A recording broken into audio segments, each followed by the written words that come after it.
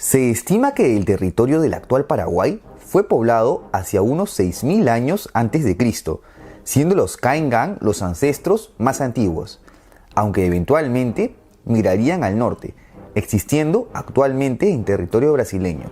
Pero los tres grupos étnicos prehistóricos más resaltantes del Paraguay son los Pámpidos en la región del Chaco, los Lágidos en la región oriental y los Amazónidos a orillas del río Paraguay. Actualmente, la población se fue concentrando en el área ubicada entre los ríos Paraná y río Paraguay, lógicamente más rica en recursos.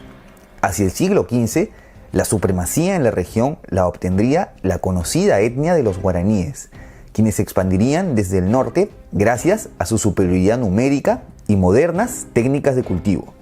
Se estima que los guaraníes se habrían agrupado en estados parcialmente organizados al mando de un tubichá. Asimismo, se caracterizaron por su destreza bélica, su dominio de la agricultura y de la geografía de la región y por ser diestros navegantes en canoas. Por ser pueblos bastante belicosos, los guaraníes entrarían en constantes conflictos tanto con otras etnias como entre pueblos del mismo idioma.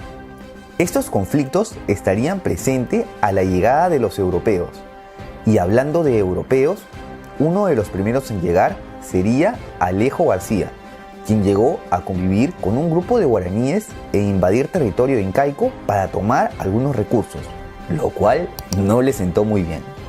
Una década después, tras un intento fallido de establecerse en el actual Buenos Aires, los colonos liderados por Pedro de Mendoza se movilizarían hacia orillas del río Paraguay luego de ser atacados por los indígenas, fundando el fuerte de Asunción en 1537.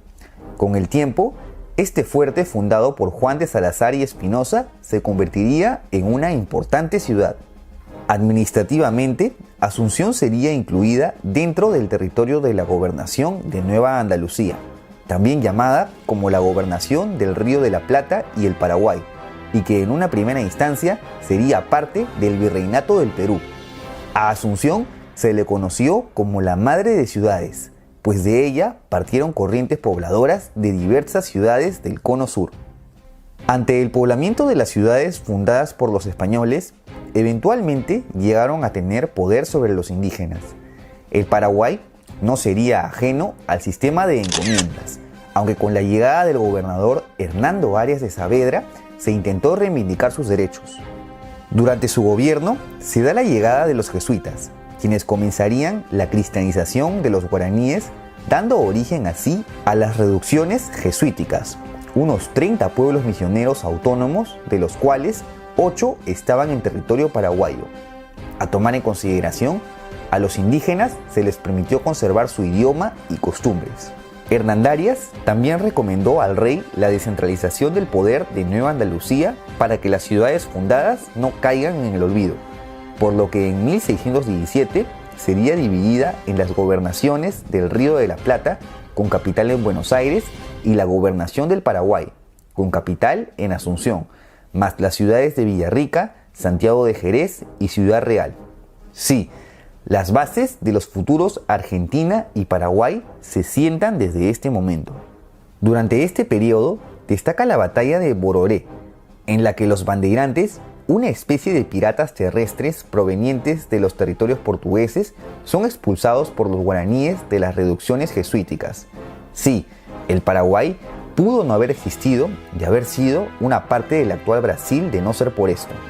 Otro hecho destacable fue la Revolución Comunera del Paraguay, en la que un grupo de civiles paraguayos se rebela contra el gobernador. Si bien esta rebelión fue aplastada, se podría considerar como el primer levantamiento contra la autoridad en la América hispana. ¿Recuerdas que te mencioné sobre las reducciones?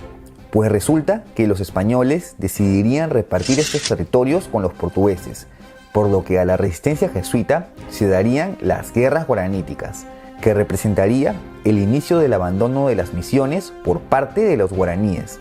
Los jesuitas, por su parte, terminarían de ser expulsados en 1767. Para evitar más rebeliones y facilitar la gobernabilidad del imperio, en 1776 se creó el Virreinato del Río de la Plata, con capital en Buenos Aires, desligándose del Virreinato del Perú y de la cual Paraguay sería parte. En 1782, sobre el territorio de la Gobernación del Paraguay, se crearía la Intendencia del Paraguay, en donde funcionaban 4 cabildos. Con el debilitamiento de los españoles durante las guerras napoleónicas, desde Buenos Aires se daría la Revolución de Mayo, en la que se forma una junta de gobierno destituyendo al virrey del poder, junta a la que la Intendencia de Paraguay se negaría a formar. Ante la negativa, el ejército rioplatense, al mando de Manuel Belgrano, iniciaría una expedición militar al Paraguay para exigir su subordinación. Esta campaña resultó en un fracaso y sería el antecedente de la Revolución de Mayo de 1811, en la que para asegurar la soberanía, 2 consocios se añadirían al poder además del gobernador. Uno de ellos, el ideólogo de la independencia de Paraguay, José Gaspar Rodríguez de Francia. En cuanto a los españoles, pues como la única manera de llegar al Paraguay era vía Río de la Plata, no intervinieron, siendo este uno de los procesos independentistas de América más pacíficos. Luego de esta formación, hubo 4 congresos para decidir el futuro de la nación, tras los cuales se daría la denominación de república, se elegiría a Fulgencio Yegros como cónsul y finalmente el doctor Francia sería nombrado como dictador perpetuo. Sí, nada inspirados en la antigua Roma. Dicho y hecho, Rodríguez de Francia gobernaría hasta su muerte. Si bien a diferencia de la mayoría de otros países recién independizados, el Paraguay se mantuvo estable y casi sin conflictos civiles durante sus primeras décadas, lo cierto es que el doctor Francia aislaría al país, prohibiendo el tráfico fluvial a Argentina y restringiendo el ingreso y salida del territorio. Este periodo de autosuficiencia y retraso terminaría luego de su muerte en 1840, en el que tras un breve periodo de anarquía asumiría el poder Carlos Antonio López, luego de la redacción de la nueva Constitución Presidencial y el Acta de Independencia del Paraguay, en donde su independencia era reconocida sobre todo por la Confederación Argentina. López fortaleció al ejército, se abrió al comercio internacional, modernizó la infraestructura y la educación en el país, todo esto en 3 periodos presidenciales hasta su muerte en 1862, tras la que sería sucedido por su hijo, el conocido Francisco Solano López. Solano López conseguiría buenas relaciones diplomáticas con países europeos como el Reino Unido, de quien obtuvo el reconocimiento internacional y las inversiones necesarias para el despegue económico e industrial del país. Sin embargo, las relaciones diplomáticas con los vecinos, con lo que las disputas territoriales seguían presente, eran otra historia. Durante la Guerra Civil en Uruguay, entre los partidos Blanco y Colorado, Brasil iniciaría una invasión a favor de este último. López, quien apoyaba al Partido Blanco, capturaría 2 buques mercantes brasileños en protesta, rompiendo relaciones así ambos países. Los tambores de una cruenta guerra comenzaban a sonar. Sí, con esto se activaría la triple alianza entre Brasil, Argentina y Uruguay, aunque el segundo se uniría a la guerra luego de la invasión paraguaya de Corrientes y el tercero luego que Venancio Flores del Partido Colorado llegara al poder auspiciado por Brasil.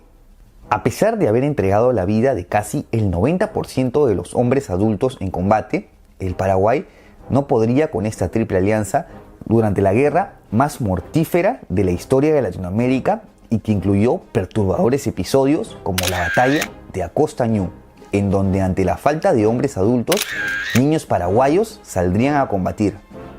En esta recordada batalla, el sanguinario Conde de Eu, al mando de las tropas aliadas, arrasaría con la vida de 3.500 niños, además de incendiar un hospital con heridos de guerra en las inmediaciones. ¿Por qué te cuento esto? Para que sepas cuál fue el mayor crimen de guerra de la historia americana. Otro hecho importante, la muerte del mariscal Solano López en la batalla de Cerro Corá, una de las muertes de un gobernante en acción de armas más representativas de la historia.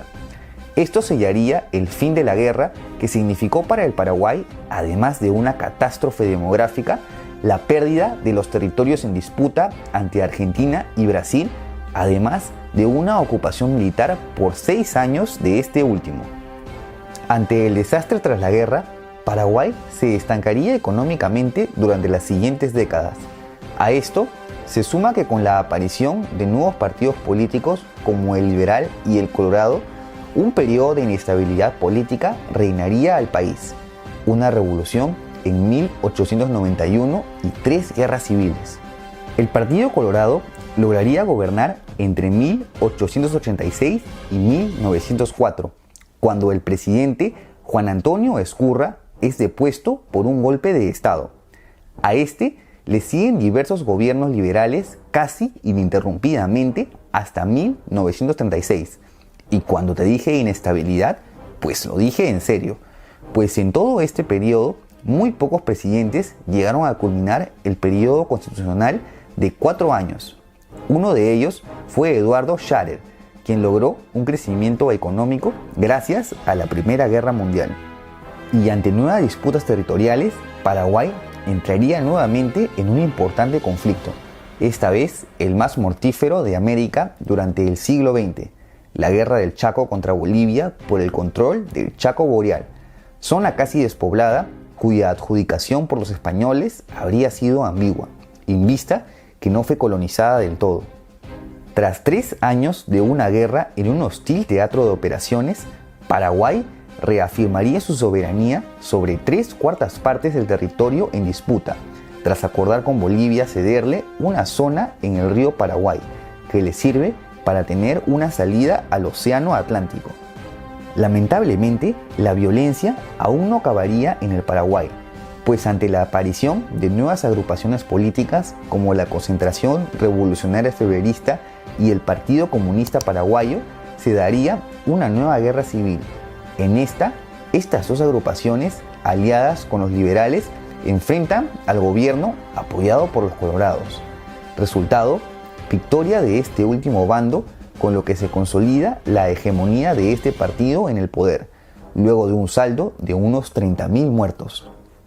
Esto sería el preludio para el ascenso al poder de la dictadura más larga de la historia del Paraguay a cargo de un líder colorado durante la Guerra del 47, Alfredo Stroessner, cuyo régimen se caracterizó por una dura represión a su oposición política, un acercamiento a las Fuerzas Armadas y la aparición de empresas monopólicas de servicios públicos.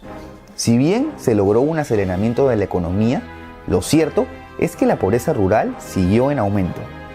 La dictadura acabaría con un golpe de Estado en 1989, liderado por Andrés Rodríguez con el apoyo de Estados Unidos. Stroessner sería derrocado y Rodríguez asume la presidencia, dando inicio a la transición democrática.